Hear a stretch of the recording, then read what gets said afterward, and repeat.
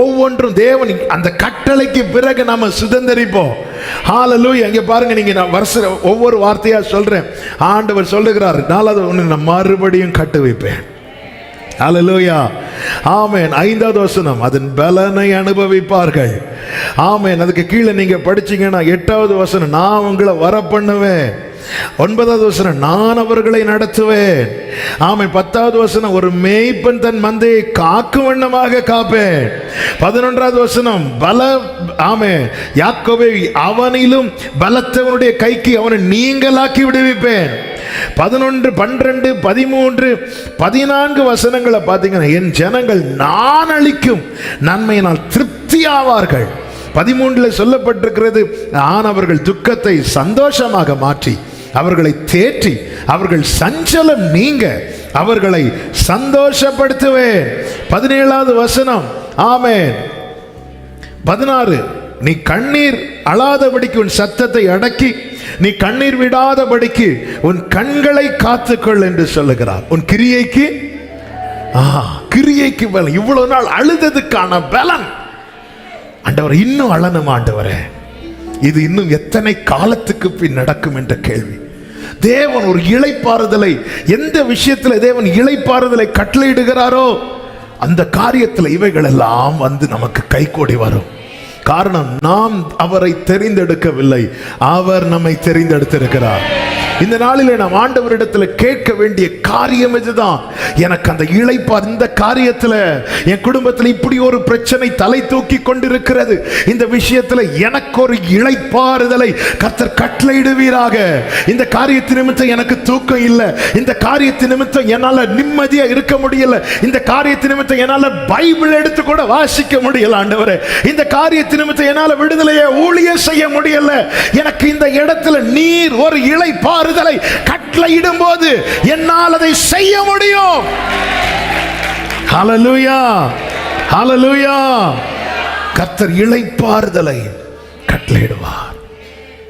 பட்டயத்துக்கு தப்பி மீந்த ஜனம், தப்பி எஸ்கேப் ஆன அந்த ஒரு மீதியான ஜனம் வனாந்திரத்திலே இரக்கம் பெற்றது. நான் இதை டச் பண்ணிட்டு அடுத்த வார்த்தை சொல்ல விரும்புகிறேன். பல நேரத்தில் தேவன் கொண்டு போகிற வனாந்திரத்தை வனாந்திரமா பார்க்க கூடாது. நேற்று ஆவியானவர் இதுதான் எனக்கு காண்பித்து பேசி கொண்டிருந்தார். நானா என் வாழ்க்கையில் ஒன்று தெரிந்தெடுத்து எனக்கு ஒரு வனாந்திரம் வருது தெரியுமா, அது வனாந்திரம், அதில் மாற்றவே கிடையாது.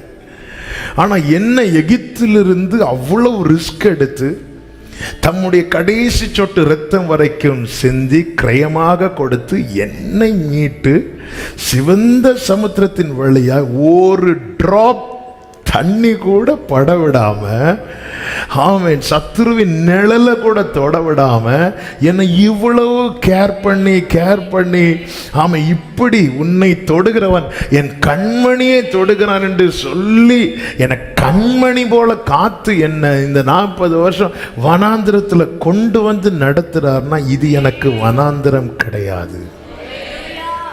தேவன் அனுமதிக்கிற வனாந்திரத்தை தண்டனையாய் பார்க்காதே. அது தண்டனை என்றால் அந்த வனாந்திரத்தில் அவர் இருந்திருக்க மாட்டாரு. அவருக்கு வாசஸ்தலம் இல்லாமலா மேக ஸ்தம்பத்திலும் அக்கினி ஸ்தம்பத்திலும் 40 அவர் அந்த வனாந்திரத்தில் இருக்கிறார். அது வனாந்திரம் அல்ல. மற்றவங்க பார்வையில் இவங்க வனாந்திரத்தில் இருக்கலாம்னு சொல்லலாம். ஆமென். மோசேயை குறித்து ஒரு வார்த்தை பைபிளில் சொல்லப்பட்டிருக்கும் பாருங்கள். ஆமென். அப்போஸ்தலர் 7வது அதிகாரம் அதனுடைய 38வது வசனம் வாசியுங்கள். 7:38. சீனாய் மலையில் தன்னுடனே பேசின தூதனோடும், அடுத்த வார்த்தை கவனிங்க, நம்முடைய பிதாக்களோடும் கூட வனாந்திரத்திலே சபைக்குள் இருந்தவன். வனாந்திரத்தில் ஏதுங்க சர்ச்சு?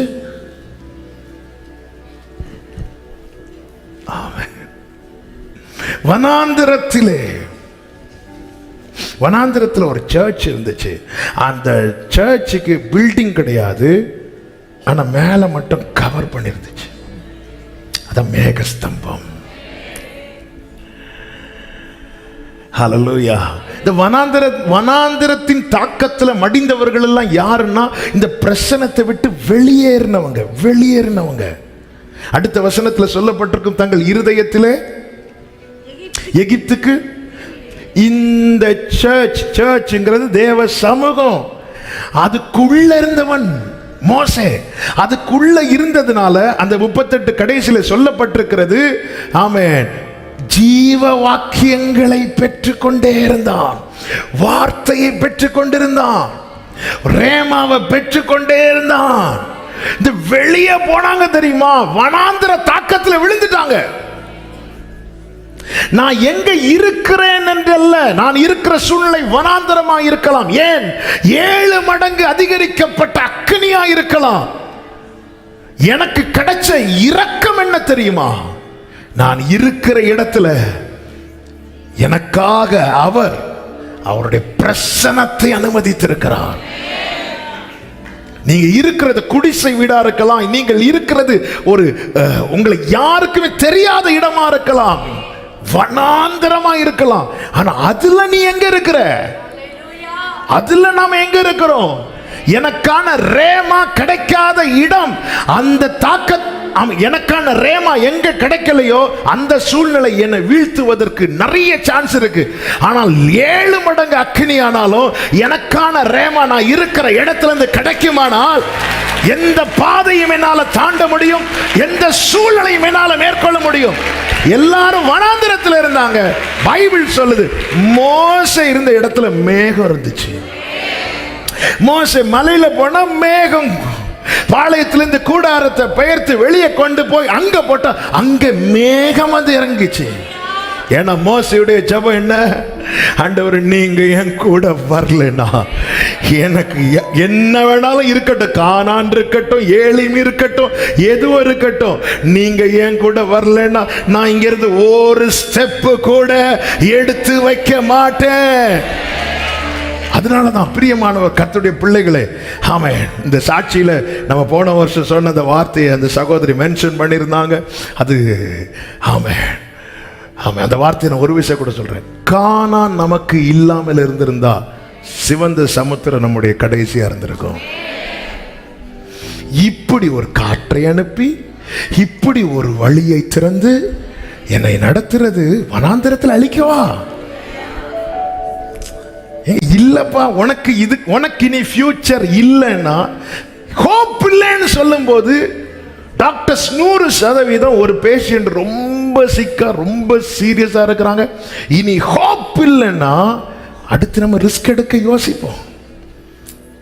ஆமென், இவ்வளவு ரிஸ்க் எடுத்து ஒரு கூட்டத்தை நடத்துறாருன்னா there is hope. நிச்சயமாய் முடிவு உண்டு. எத்தனை பேர் விசுவாசிக்கிறீங்க? என்னை எகிப்திலிருந்து கொண்டு வந்ததும், என்னை சிவந்த சமுத்திரத்தை கடக்க பண்ணினதும், எனக்காய் ஆயத்தம் பண்ணினதை நான் பார்க்கும்படியாக என்று விசுவாசிக்கிறவர்கள் மாத்திரம். ராபா காபா தானாரா. ஹல்லேலூயா. முடிவு எழுதப்பட வேண்டிய இடங்கள் பல இருந்துச்சு வாழ்க்கையில. மோசேயின் வாழ்க்கையை பாருங்கள், அவன் பிறக்கு முன்னாடியே கட்டளை பிறப்பிக்கப்பட்டது. ஆமே, முதல்ல வயிற்றுல வச்சே கொன்னுறணும், அதையும் தாண்டி. ஆமே, 2 வாரத்துக்கு முன்னாடி இந்த வார்த்தை பேசப்பட்டாலும் இப்பொழுது தேவைப்படுகிறதுனால சொல்றேன். யாத்திராகமம் 1 கடைசி வாசியுங்கள். அப்பொழுது பார்வோன் பிறக்கும் ஆண் பிள்ளைகளை எல்லாம் நதியிலே போட்டு விடவும், பெண் பிள்ளைகளை எல்லாம் உயிரோடே வைக்கவும் தன் ஜனங்கள் எல்லாருக்கும் கட்டளையிட்டான். பார்வோனுடைய கட்டளை யாருக்கா மீற முடியுமா? இப்படி ஒரு கட்டளை பிறந்துச்சுன்னா நல்ல கவனிங்க, எந்த இஸ்ரவேலருங்க மேரேஜ் பண்ண இன்ட்ரெஸ்ட் இருக்கும்? கல்யாணமா வேண்டாம்ப்பா, ரிஸ்க். சரி, அப்படியே மேரேஜ் பண்ணாலும் யாராவது குழந்தைய பெற்றுப்பாங்களா? கஷ்டப்பட்டு 10 மாசம் சுமந்து பெற்ற குழந்தைய எங்க தூக்கி போடணும்? நைல் நதியில. யாராவது செய்வாங்களா? எத்தனை திருமணங்கள் தடைபட்டிருக்கும்?